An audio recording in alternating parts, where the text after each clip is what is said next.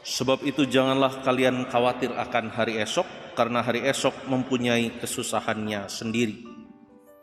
Bapak, Ibu, Saudara-saudariku yang terkasih, beberapa waktu yang lalu saya mengalami pengalaman yang baru saya alami seumur hidup, yaitu pengalaman masuk ruang operasi, yaitu operasi gigi. Dan pada saat itu pengalaman yang mendominasi pikiran saya adalah pengalaman khawatir, cemas, dan juga cenderung takut, karena saya tidak punya gambaran sama sekali tentang bagaimana di operasi gigi, dan saya juga tidak punya keyakinan sama sekali tentang apa yang akan saya rasakan di dalam kamar operasi itu.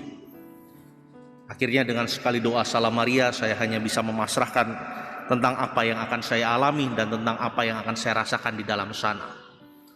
Dan dari pengalaman saya itu, saya membingkai bagaimana yang saya baca pada hari ini, yang kita semua dengarkan pada hari ini dalam bacaan Injil yang baru saja kita dengarkan. Dari pengalaman itu saya berangkat merefleksikan tentang bacaan yang kita dengarkan ini, bahwa setiap dari kita, masing-masing dari kita tentu punya kecemasan, tentu punya kekhawatiran, bahkan juga tentu punya ketakutan masing-masing. Dan saya kira itu semua lumrah, wajar, dan manusiawi.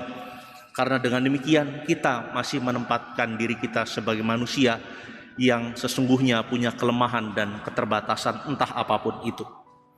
Dan orang yang cemas serta khawatir muncul karena seseorang itu tidak tahu tentang apa dan bagaimana yang akan ia hadapi, tentang apa yang akan ia alami.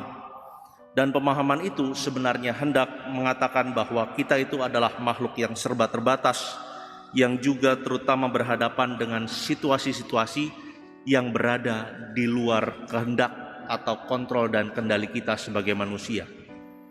Dan dalam situasi itu sesungguhnya kita perlu ingat dan perlu menyadari bahwa kita ketika mengalami keterbatasan, tetapi kita juga sekaligus adalah manusia yang beriman. Sehingga sebagai manusia beriman, tentu kita janganlah sampai berhenti dalam kecemasan dan kekhawatiran atau ketakutan itu saja, tetapi kita sama-sama diajak, sama-sama didorong untuk melampauinya dengan apa yang disebut dengan kepasrahan kepada Tuhan. Karena seperti yang tadi saya katakan, tidak semua hal berada dalam kendali kita, berada dalam kontrol kita, berada dalam keinginan dan kehendak kita. Tidak ada lain selain kepasrahan. Dan dalam konteks keimanan kita, kepasrahan membantu kita melihat dan memahami kecemasan, kekhawatiran, atau juga bahkan ketakutan sebagai tanda untuk ajakan berani rendah hati, agar mau dan berani juga menyerahkan diri dan hidup kita pada rencana, kehendak, dan juga penyelenggaraan Tuhan.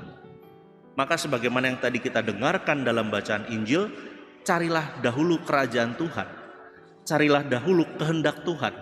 Karena jangan-jangan kita sudah terlalu banyak, terlalu mendominasi untuk mencari dan menemukan apa yang menjadi kehendak kita sendiri, apa yang menjadi ego kita sendiri, apa yang menjadi ambisi kita sendiri, apa yang menjadi kerajaan-kerajaan diri dan pikiran kita sendiri, bukan kerajaan Tuhan.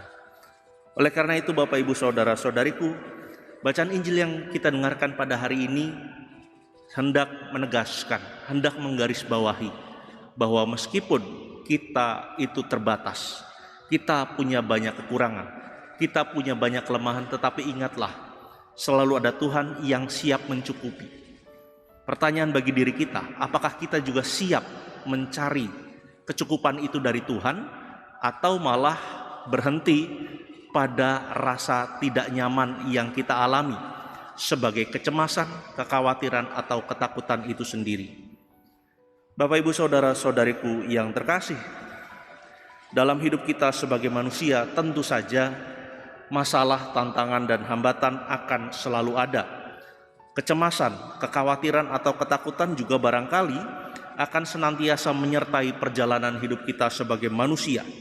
Tetapi justru disitulah letak keimanan kita seharusnya dapat berbicara dan bertindak lebih lantang lagi, lebih tegas lagi, bukan pertama-tama untuk menghilangkan tantangan, masalah, atau hambatan-hambatan dalam hidup kita, tetapi justru untuk menghadapinya dan untuk memaknainya secara lebih positif, bahwa Tuhan melalui pengalaman-pengalaman yang tidak dapat kita kendalikan atau berada di luar kontrol kita, Tuhan hendak mendewasakan kita dengan berbagai macam pelajaran, dengan berbagai macam gemblengan, terutama agar membuat hidup kita menjadi jauh lebih berkualitas ketika kita berani berpasrah pada apa yang menjadi rencana, kehendak, dan penyelenggaraan Tuhan itu sendiri.